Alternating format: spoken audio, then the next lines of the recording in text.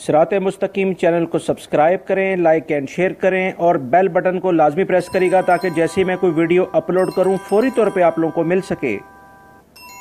अस्सलाम वालेकुम दोस्तों, कैसे हैं आप लोग।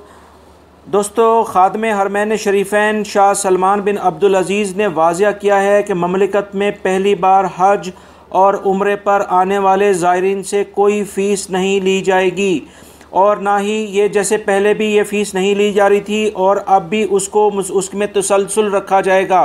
जो लोग ऐसी बातें फैला रहे हैं कि सऊदी अरब ने पहली बार हज करने पर और उम्रा करने पर वीज़ा फ़ीस मुकर्रर कर दी है, वो गलत बातें कर रहे हैं। ऐसी तमाम ख़बरें जो सोशल मीडिया पर गर्दिश कर रही हैं वो गलत कर रहे हैं।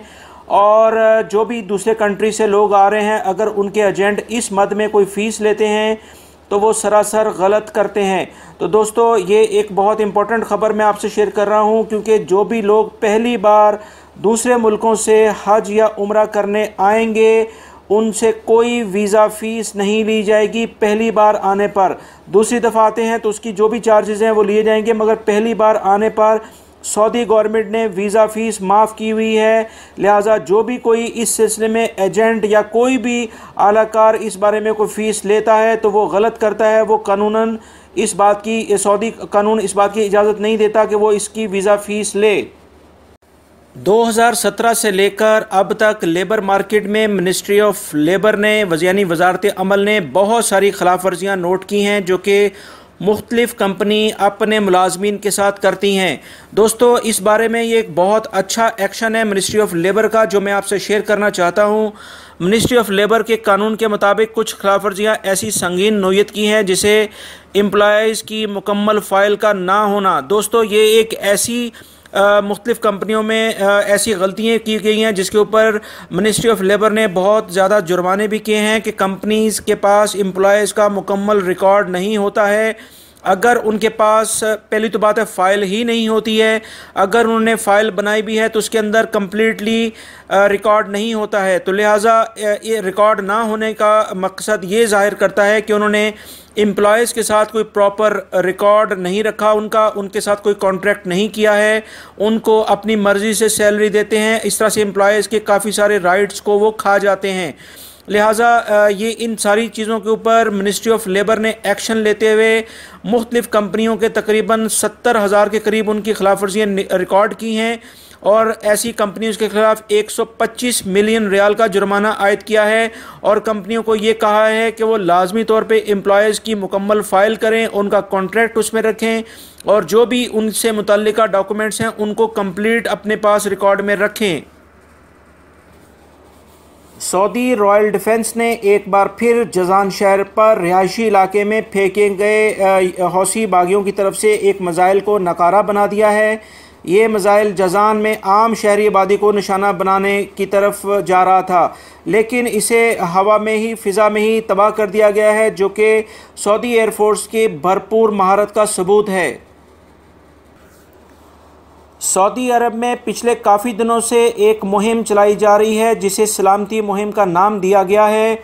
इस मुहिम के तहत शहरी दफा की टीमें मुतअद्दिद दुकानों और होटलों पर छापे मार रही हैं और गवर्नमेंट के बताए हुए सिक्योरिटी आलात जैसे आग बुझाने के आलात हैं, फायर अलार्म का पूरा सिस्टम है, वो चेक कर रही हैं। अगर ऐसी जगह जहां पर ये आग बुझाने वाले आलात और फायर अलार्म का पूरा सिस्टम नहीं है, ऐसी दुकानों को और होटलों को और ऐसे होटलों को और दुकानों को जहां पर ये इन चीज़ों की बहुत ज़्यादा अशद ज़रूरत है उसको बंद किया जा रहा है। अभी पिछले दिनों आपने देखा कि सऊदी अरब जो सलामती का इदारा है दफ़ा मदनी, उन्होंने अलार्म्स भी, एमरजेंसी अलार्म्स वगैरह को भी उसको भी टेस्ट किया था, जिसके बाद उन्होंने ये कहा है कि हर 6 महीने बाद इनको टेस्ट किया जाएगा, जिसमें 2 दिन पहले ही उसका ऐलान कर दिया गया था, जो कि अभी ईस्टर्न और रियाद अल खर्ज के इलाके में ये टेस्ट किए गए थे। दोस्तों, रोज़ों की अभी आमद है, रोज़े अभी शुरू भी नहीं हुए, जिसकी वजह से बहुत सारी जगहों पे फलों और सब्जियों की कीमतों में इजाफ़ा रिकॉर्ड किया जा रहा है।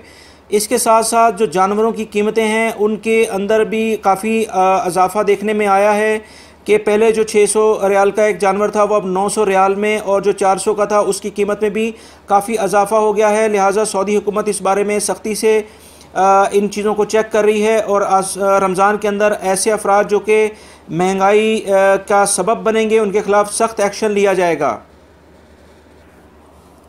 16 बरस से ज़्यादा अरसे तक चलने वाले एक मुकदमे का बिलाखिर अंजाम हो गया। तफसीलात कुछ इस तरह से हैं कि 2002 में जद्दा में अल-राजी बैंक और सऊदी फ्रांसिस बैंक में डकैती की वारदातों में मतलूब गिरोह के मेन हेड को गिरफ्तार कर लिया गया और इस गिरोह में एक अरब शहरी और 3 सऊदी शहरी गिरफ्तार हुए थे।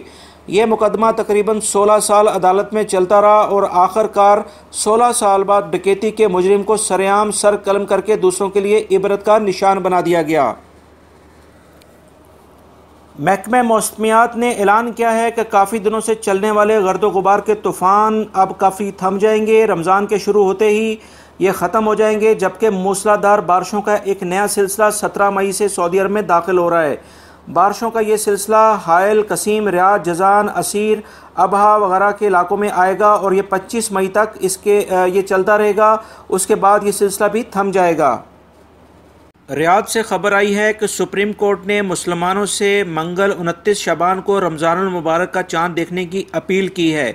सुप्रीम कोर्ट की तरफ से जारी इलामे में कहा गया है कि तमाम सऊदी शहरी और मुकीम गैर मुल्की अफराद, तमाम मुसलमानों से अपील की जाती है कि वह मंगल को रमज़ानुल मुबारक का चाँद देखने की कोशिश करें। आँख या ख़ुसूसी आलात से चाँद देखने वाला सुप्रीम कोर्ट में अपनी गवाही रजिस्टर्ड करवाए। इस हवाले से रोयत हलाल की निजी कमेटियाँ भी तावन करेंगी। आजकल पूरे मशरक़ वस्ता में मौसम काफ़ी ख़राब चल रहा है। सऊदीया, यूएई और बहरीन, कुवैत वगैरह सब में रेत के तूफ़ान और कहीं पर बारिशें हो रही हैं, जिसकी वजह से रोज़मर्रा के कामों में काफ़ी मुश्किलात पैदा हो गई हैं। अभी एक ताज़ा तरीन ख़बर आई है कि अबू ज़ैबी में 32 अफराद ज़ख्मी हो गए हैं क्योंकि 2 बसें आपस में टकरा गई हैं। और इसके साथ ही दूसरी तरफ ये एक और ख़बर आई है कि शारजा में एक साथ 16 गाड़ियाँ आपस में टकरा गई हैं। रेत के तूफ़ान की वजह से हद निगाह ना होने के बराबर है। इन तूफ़ानों की वजह से दरख्तों के उखड़ने और बिलबोर्ड गिरने की वजह से बहुत सारे अफराद भी ज़ख्मी हुए हैं। और यूएई में पार्क और गार्डन जो भी हैं उनको वक्ती तौर पर बंद कर दिया गया है और तमाम रिहायशियों से अपील की जा रही है कि किसी भी जानी नुकसान या हादसे की इत्तला फ़ौरी तौर पर म्यूनसिपलिटी के नंबर 993 पर दें। जी दोस्तों, अब मैं आपसे शेयर करता हूं आजकल रियाल रेट, जिसमें आप पाकिस्तान, इंडिया, बांग्लादेश, श्रीलंका और नेपाल में अपने प्यारों को रियाल सेंड कर सकते हैं। पाकिस्तान के लिए सबसे ज़्यादा इस वक्त रेट दे रहा है। अगर कोई आप लोग रियाद में हैं तो national bank of Pakistan Riyadh branch में जाएं, जो कि 30.50 रेट दे रहा है। दूसरे नंबर पर फौरी सबसे ज़्यादा रेट दे रहा है जो कि 30.39 है। इंडिया में सबसे ज़्यादा जो रेट दे रहा है वो इंजाज़ है, 17.9 के करीब है। और दूसरे नंबर पे फौरी भी है, वो फौरी सबसे ज़्यादा रेट दे रहा है, 17.77 दूसरे नंबर पे इंजाज़ है। और इस तरह से बांग्लादेश के लिए मनीग्राम सबसे ज़्यादा रेट दे रहा है, 22.04। श्रीलंकन भाइयों के लिए आज रियाल का रेट कुछ इजाफा हुआ है, एक रियाल का रेट जो है 42.13 है। और नेपाली भाइयों के लिए भी रियाल के रेट में इजाफा हुआ है, 28.82 है। ये कुछ इन्फॉर्मेशन थी दोस्तों जो मैंने आपसे शेयर की है। उम्मीद करता हूँ मेरी वीडियो को आप लाइक करेंगे, दूसरे दोस्तों से भी शेयर करिएगा। अपना ख्याल रखिएगा, खुश रहें, खुश रखें। अस्सलामु अलैकुम।